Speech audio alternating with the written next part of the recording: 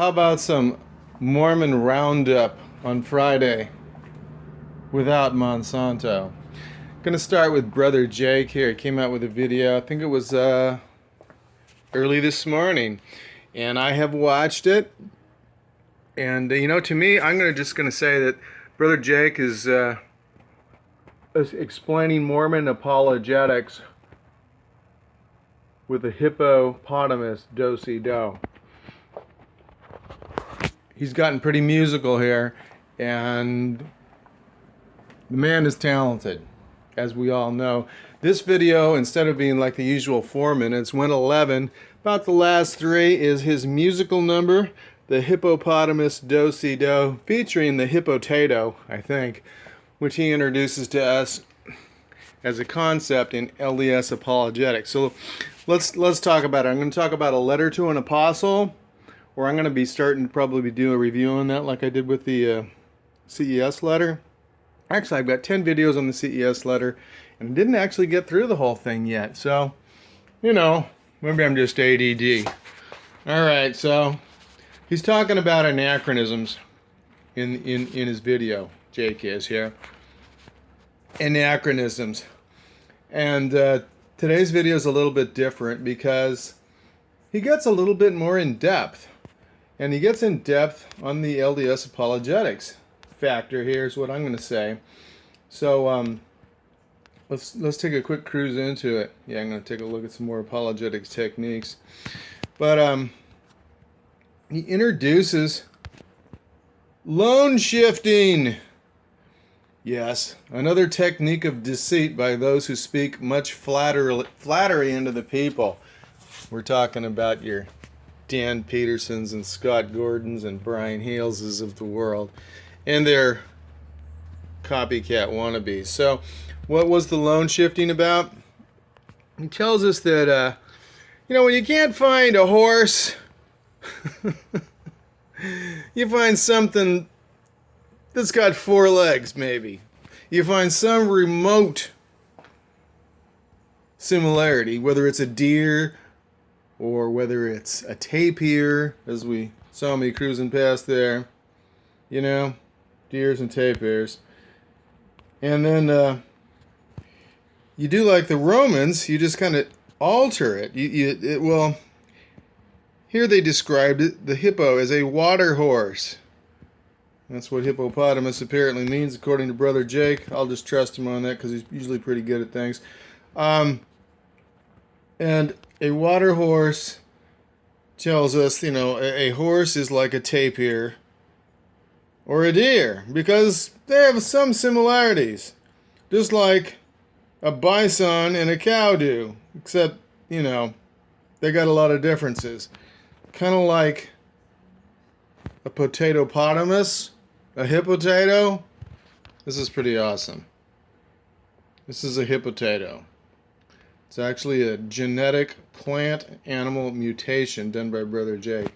So he does a good job of really explaining the ridiculousness of some of the things that these guys do to create some kind of a response. They are so deceptive that it's just unbelievable on Fair Mormon.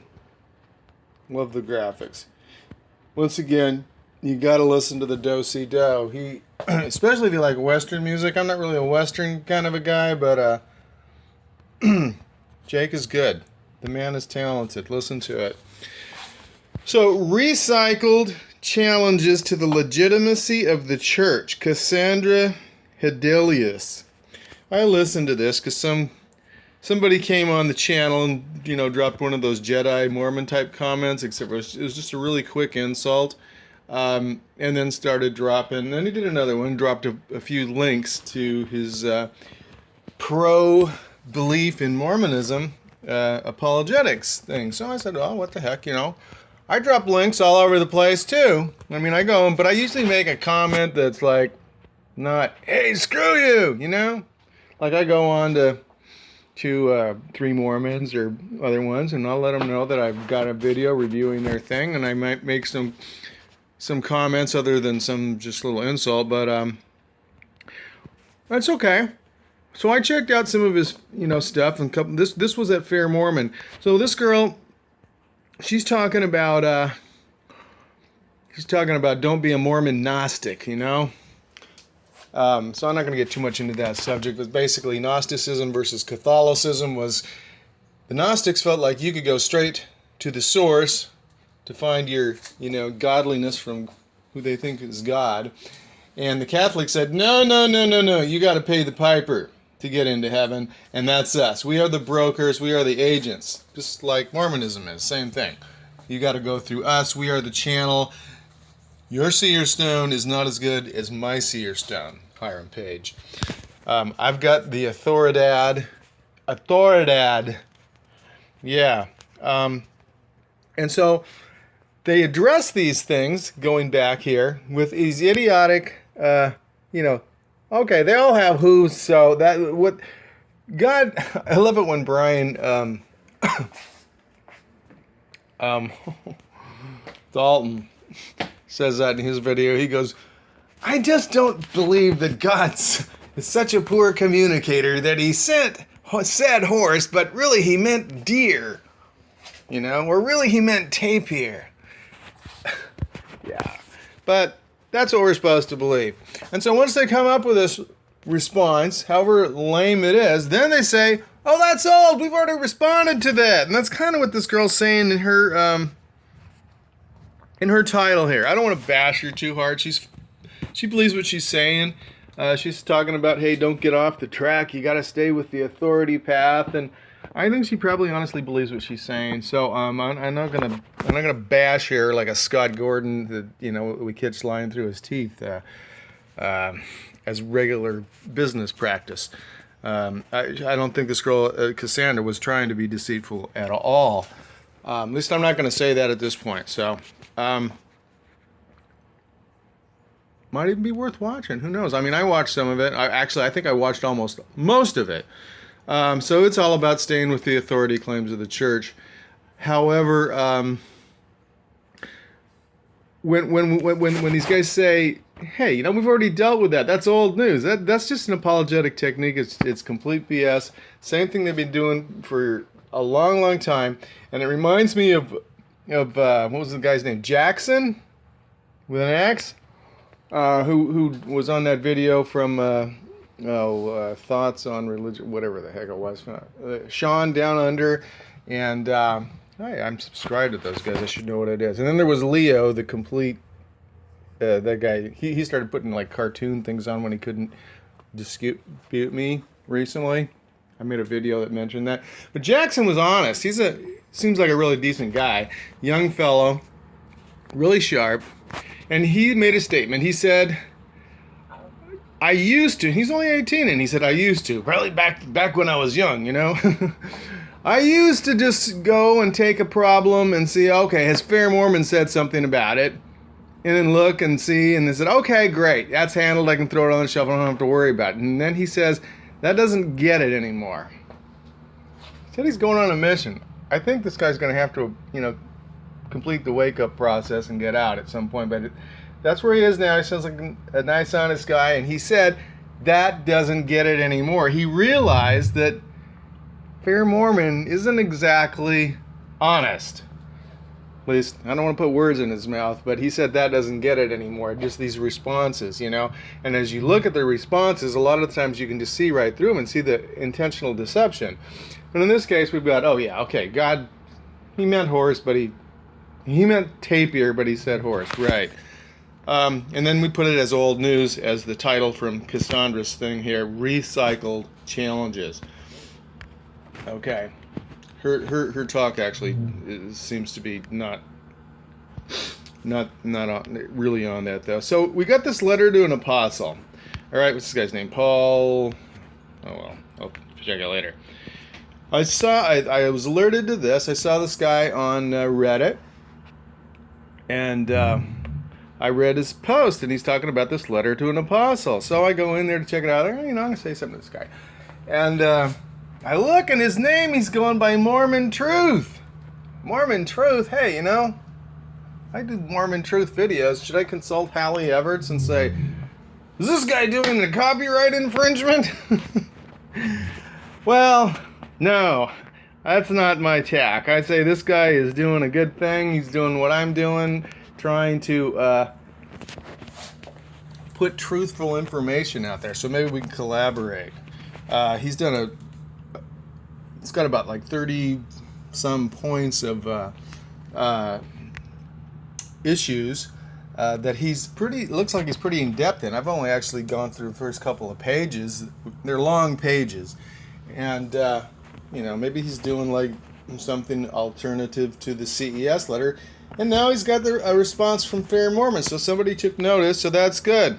And he mentioned some things, some websites like Mormon Think there, where he's gotten information. So of course he should be mentioning the Dodger Game channel with Mormon Truth videos, since actually these channels have got more content on Mormonism than any individual on the planet at this point, and it only started on New Year's Day. In fact, probably more than the church. Fair Mormons might have more content. They definitely have more videos, but a lot of them are like 2 minutes, so give me a break. I just want to give a little preview here on what he did. So he writes this letter to Dieter Uchtdorf. And I had difficulty this morning getting in there to find the response he got. Response? Yeah, he got a response from the secretary. Business as usual. And the secretary says something like this. Bro, you got it all wrong. You can't ask us questions about facts. Those go straight to God. You see? You just got to ask God, and if you're faithful, you'll get the right answer. And just to let you know, Brother Uchtdorf, President Uchtdorf, let's emphasize the authority there. President Uchtdorf really wishes you well in your quest for spiritual guidance. Thanks for writing a whole book to the guy, and he's not even going to look at it. Yeah, that's basically pretty close to what it said. Am I right? Your name's Paul, isn't it? Come on. I'm sure we're going to be friends down the line here soon. Anyway, so this guy's posted on Reddit in a couple of different places. He's been bold enough to put a couple of things on Latter-day Saints. Don't do it, bro. You're going to have to be careful. They'll kick you off in a heartbeat if they decide you're an unbeliever in Latter-day Saints. You got to be careful about what you put there. As we all know, I've been kicked off LDS subreddit, Latter-day Saints, and then ex-Mormon for standing up for a Mormon parent's rights. And then I got into it with some guy who was telling us how wonderful Mitt Romney was on Mormon politics, and I said, well, I remember when he was running, and right just before I got the call from the priesthood to, make sure I was going to support him, which I did get, I had done a little research and noticed how well abortion was doing in his state of Massachusetts, where he was governor. I noticed they had the strongest gun control laws in the land, which didn't sound very Republican to me. And I noticed he was writing stuff for, Foreign Affairs, the official publication of the Council on Foreign Relations, which is dedicated to submersing the United States into a world government. So I mentioned those things, and he being one of the mods just got me banned without even discussing the matter. Because I disagreed with him. Silence them! And he apparently sounds like he's one of the mods on Mormon, and he got me banned there. He said, I'll get you banned over there, and then I was banned. So banned and muted, I couldn't even dispute it. I mean, I sent something in, and then I was muted. They've never told me why I'm banned on Mormon. So, the God of Israel probably knows, but he's not revealed it to me. Other than that. So, anyway, Mr. Paul, I believe your name is. I'm sure we'll get to be friends here because I'm going to do some reviews on your stuff and contact you. And from what I've seen, he was very thorough about the stuff that he has that I've seen on the item number 1. I just want to mention something I saw on there. And this just happens to be, and then I'll do that separately. Okay, so I'm about to wind this up, I think. Ether chapter 15. We've seen this before. We've all seen this before. But does it sometimes just go by us? You know? Alright, what's it say? He saw that there had been slain by the sword already nearly 2 millions of his people. So we hear that kind of thing. We think, where's the brass armor, or the steel swords, the breastplates and all that sort of thing? The steel breastplates, the bones from 2 million people. But let's look carefully at what this says. Because what, the author of Letter to an Apostle goes and does some other documentation comparisons and says, okay, look at the artifacts we got from Great Britain, or from the Brits, the Britons, the people in England there, early on, maybe kind of semi-historic, or, well, they kind of got hammered about 499 AD, I think. So they had 1.5 million people, and we've got all kinds of artifacts. I mean, look, we got Stonehenge, from long ago. And but we can't find a darn thing from these people. And he said 2 million people got killed here. But look how Joseph Smith translates this. Whoever writes this record, let's see how much sense it really makes, okay?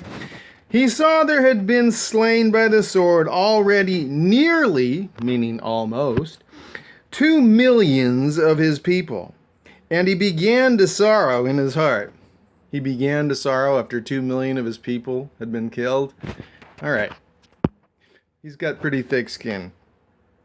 There had been slain 2 million of his mighty men, and also their wives and children. Okay? This is another Joseph Smith, really good one here. So let's say the average soldier's got 3 children and a wife. So that's, 4 to 1. That means if they got 2 million soldiers killed, that's like 10 million people based on that. Instead he says at first nearly 2 million people, then he says 2 million soldiers plus their wives and children. Right. Anyway, so I think it's closer to 10 million people we can't find at the Hill Cumorah slaughtered. Yeah, anyway, just thought I'd mention that. So,